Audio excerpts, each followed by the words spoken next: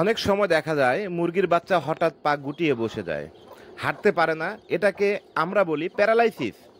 আজকে এই ভিডিওতে জানাবো কিভাবে মুরগির বাচ্চার প্যারালাইসিস হয়, এর লক্ষণ, কারণ এবং চিকিৎসা।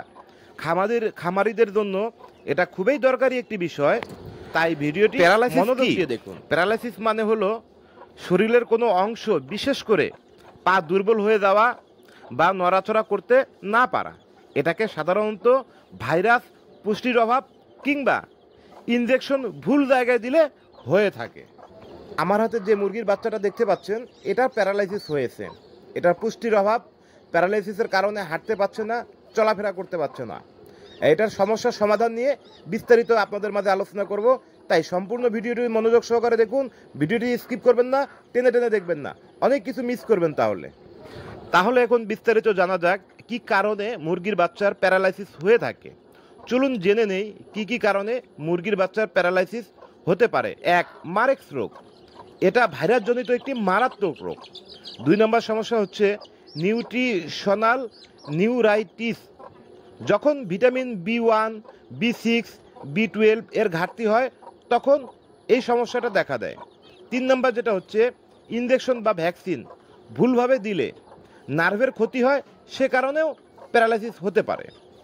4 নম্বর যে সমস্যাটা ইনজুরে বা খারাপ পরিবেশে রাখা, এর কারণেও প্যারালাইসিস হয়ে থাকে। সবচেয়ে ভয়াবহ কারণ হলো ভাইরাসজনিত, যেটা প্রতিকার খুবই কঠিন। এ রোগের লক্ষণগুলো এখন আমরা জেনে নিব এবং বিস্তারিত আলোচনা করব।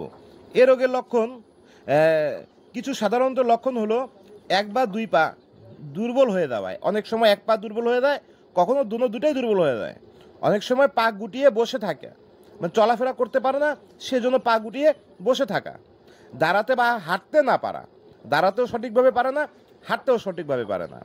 শরীর কাঁপা, অনেক সময় শরীর কাঁপি করবে, চোখে পানি আসে, হাঁটার সময় ভারসাম্য হারিয়ে ফেলে। এগুলো হচ্ছে প্রধান লক্ষণ। এখন জেনে নিব চিকিৎসা ও এর সমাধান। যদি প্যারালাইসিস নিউট্রিশনের অভাবে হয়ে থাকে তাহলে যা করবেন, পানিতে ভিটামিন B কমপ্লেক্স মিশিয়ে 5 থেকে 7 দিন খাওয়াবেন। যদি ভাইরাসজনিত সমস্যা হয়ে থাকে তাহলে আক্রান্ত বাচ্চাদেরকে আগে আলাদা করে রাখুন, তারপরে থায়াবিন, B1, B2 5 থেকে 7 দিন 1 লিটার পানিতে 1 গ্রাম মিশিয়ে খাওয়ান। ইনজেকশন দিতে হলে দক্ষ কারো মাধ্যমে দিন। তবে যদি ভাইরাসজনিত সমস্যা হয়, যেমন মারেক্স, তাহলে চিকিৎসা অনেক কষ্টকর এবং সময়ের অভাব। আক্রান্ত বাচ্চাটি সঙ্গে সঙ্গে আলাদা করে রাখুন। এখন আমরা জেনে নিব এ রোগের প্রতিরোধ। এ রোগের প্রতিরোধ করতে হলে প্রথমে যেটা করতে হবে, উপায়গুলো: 1 দিনের মধ্যেই মারেক্স ভ্যাকসিন সঙ্গে সঙ্গে দিয়ে দেওয়া। দ্বিতীয় হচ্ছে খামার সবসময় পরিষ্কার রাখা, ভালো খাবার, পর্যাপ্ত মিনারেল দেওয়া এবং ইনজেকশন সঠিকভাবে দেওয়া। আপনারা যদি এমন সমস্যার সম্মুখীন হয়ে থাকেন তাহলে নিচে কমেন্ট জানান। ভিডিওটি ভালো লাগলে অবশ্যই লাইক ও শেয়ার করুন আর সাবস্ক্রাইব করুন। মনির এগ্রো বিডির পক্ষ থেকে আপনাদেরকে সবাইকে আন্তরিক শুভেচ্ছা।